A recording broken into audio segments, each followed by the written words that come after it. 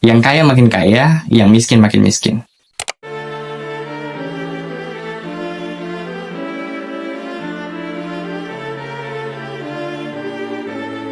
Selamat datang di Rasionis Via. Di video kali ini kita akan membahas tentang kelas sosial, di mana di masyarakat kelas sosial itu tidak bisa kita nafikan eksistensinya, bahwa ada kelas sosial di masyarakat. Ada orang-orang yang kaya, ada orang-orang yang miskin. Belakangan kita dengar istilah-istilah tentang kemiskinan struktural dan lain-lain. Yang menjadi pertanyaan adalah bagaimana ceritanya manusia yang awalnya tidak mengenal kelas sosial sama sekali bisa melahirkan kelas-kelas sosial, melanggengkan itu sampai dengan hari ini, yang kemudian berdampak begitu signifikan dalam kehidupan bermasyarakat. Teman-teman, kalau kita mundur ribuan tahun ke belakang, manusia itu hidup tanpa kelas. Manusia hidup sebagai pemburu pengumpul, yang artinya untuk memenuhi kebutuhan dasar dilakukan dengan cara berburu dan mengumpulkan dari alam. Tidak ada kepemilikan pribadi terhadap alat produksi, tidak ada kelas atas, tidak ada kelas bawah, tidak ada orang kaya, tidak ada orang miskin, yang artinya tidak ada kelas sosial. Akar dari kelas sosial baru kemudian pertama kali terbentuk setelah lompatan besar yang dilakukan manusia, yang kita kenal dengan revolusi Neolitik. Yang Yuval Noah Harari dalam bukunya Sapiens, dia pakai istilah revolusi agrikultur untuk menjelaskan peristiwa ini. Peristiwa di mana manusia tidak lagi sepenuhnya bergantung pada alam untuk bertahan hidup, tidak lagi berpindah dari satu tempat ke tempat lain untuk memenuhi kebutuhan dasar, tapi manusia mulai bisa untuk menciptakan, memproduksi kebutuhan dasarnya dengan cara mengembangkan pertanian, peternakan. Kita kenal masyarakat ini sebagai masyarakat agraris. Dalam masyarakat agraris, dimungkinkan orang secara pribadi memiliki, mengelola alat produksi, mengumpulkan sumber daya, baik sumber daya pertanian, sumber daya peternakan, yang kemudian akhirnya menciptakan atau melahirkan semacam etik individualistik. Kepemilikan pribadi terhadap alat produksi itu memicu ekspansi dan serangan dari pihak luar untuk menguasai tanah-tanah yang dirasa lebih subur. Untuk mengatasi hal ini, manusia mulai membentuk semacam aliansi kepemimpinan, organisasi yang lebih terstruktur, yang kemudian lambat laun berkembang menjadi kerajaan-kerajaan. Di era di mana kerajaan-kerajaan berkembang, kelas-kelas sosial itu semakin dipertegas adanya dengan hanya segelintir orang yang memiliki akses terhadap alat produksi, baik raja, bangsawan, penguasa, sementara rakyat kecil tidak memiliki akses terhadap itu. Ini kemudian bertahan lama sampai dengan akhir dari masa feodalisme di Eropa. Perubahan selanjutnya dalam kelas sosial dipicu dengan ditemukannya mesin uap, yang kemudian melahirkan revolusi industri. Revolusi industri menggeser ekonomi masyarakat dari yang basisnya pertanian menjadi pabrik-pabrik dan industri, di mana hanya segelintir orang yang memiliki modal yang bisa memiliki alat produksi. Orang-orang yang tidak memiliki modal terpaksa menukarkan tenaga kerja mereka untuk mendapatkan upah.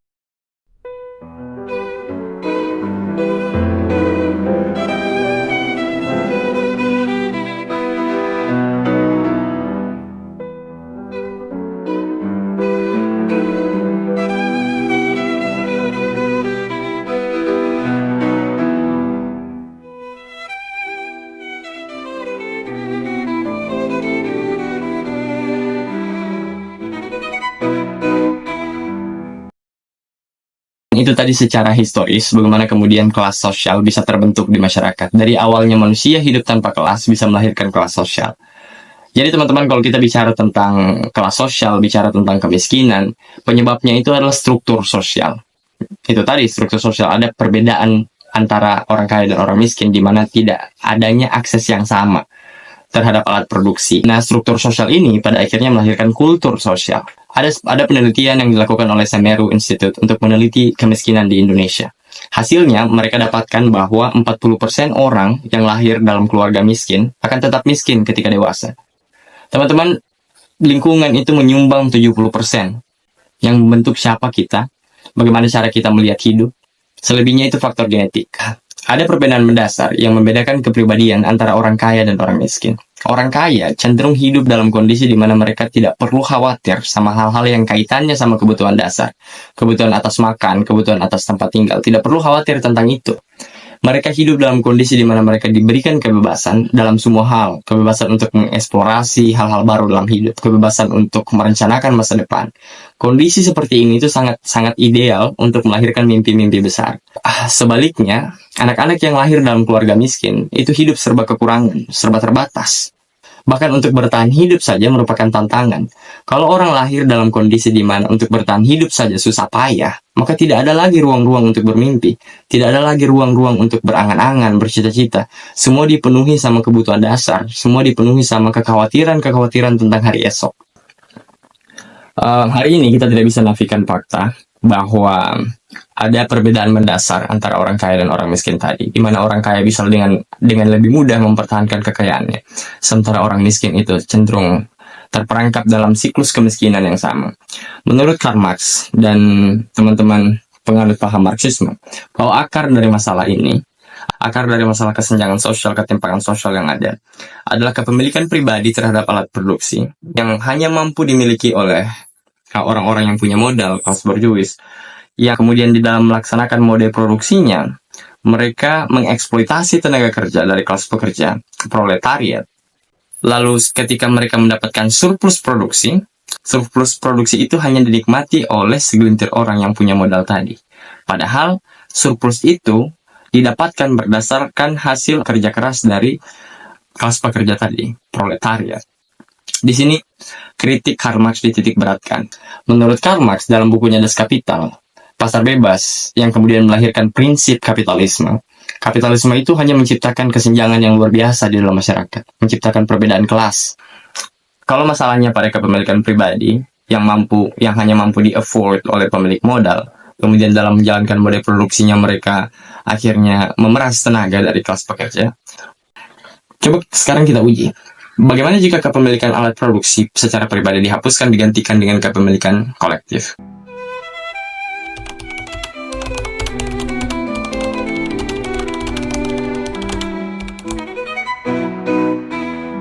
Jadi kita bayangkan ada kota A dan kota B. Kota A itu menganut pasar bebas, kota B itu menganut Marxis. Dari segi pengambilan keputusan misalnya, kota A itu lebih cepat karena kepemilikannya itu tunggal. Misalnya mereka melihat ada peluang untuk menghasilkan produk baru. Langsung pimpinan itu mobilisasi tim riset, didanai inovasinya, langsung merubah jalur produksi. Lebih cepat karena tidak perlu mendapat persetujuan dari banyak orang. Cukup instruksi dari pemilik perusahaan saja. Sedangkan di kota B yang menganut paham Marxis, kepemilikannya kolektif, pasti terlambat dalam pengambilan keputusan. Karena semua pihak itu harus dilibatkan, setiap pandangan-pandangan orang itu harus dipertimbangkan. Jadi inovasi itu prosesnya jadi terlambat. Contoh lainnya misalnya di kota A, setiap pekerja itu tahu bahwa kalau mereka tidak bekerja secara maksimal, perusahaan bisa mengeluarkan mereka diganti dengan orang-orang yang lebih produktif. Jadi ada semacam dorongan yang memaksa mereka supaya bekerja lebih giat. Sedangkan di kota B, efisiensi kerja itu pasti menurun, karena tidak ada insentif finansial yang langsung dirasakan untuk bekerja lebih keras. Itu dari segi produktivitas. Sekarang kita bicara pendistribusian surplus produksi. Di dalam negara yang menerapkan Marxisme dan kepemilikan kolektif, perlu ada otoritas yang bertanggung jawab dalam mendistribusikan, mengawasi distribusi. Nah, di sini ada masalah baru. Pertanyaannya adalah siapa yang menjamin bahwa pendistribusian surplus itu didistribusikan secara merata? Sudah menjadi lumrah bahwa ketika kekuasaan terkonsentrasi pada segelintir orang, maka potensi penyalahgunaan kekuasaan, kesewenang-wenangan itu menjadi semakin besar.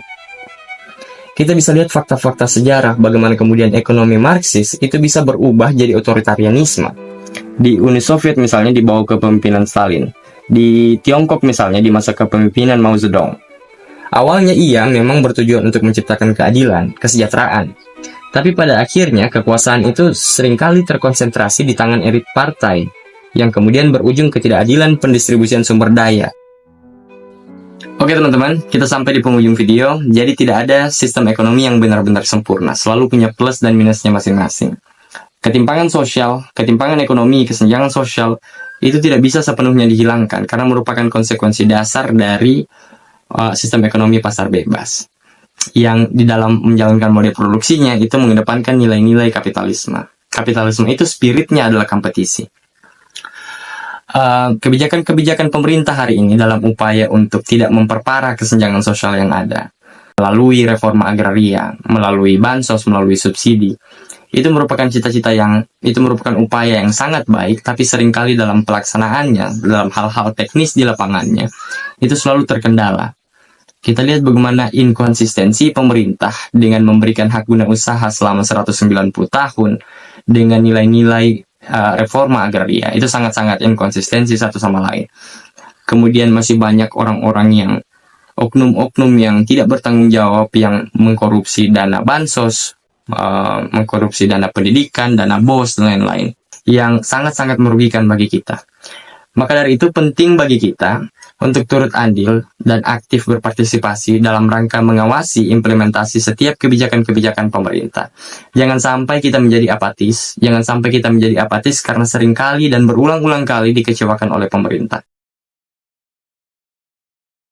Sebagai penutup video ini, saya, Charlie Tungka, mewakili seluruh tim Rasionis Via, mengucapkan terima kasih yang sebesar-besarnya kepada seluruh pihak-pihak, baik NGO, baik mahasiswa, baik konten kreator, siapapun di luar sana yang berkontribusi aktif dalam rangka memajukan pendidikan di Indonesia dengan berbagai cara, dengan caranya masing-masing. Upaya dan dedikasi kalian itu membawa perubahan yang begitu besar terhadap generasi muda di setiap penjuru negeri.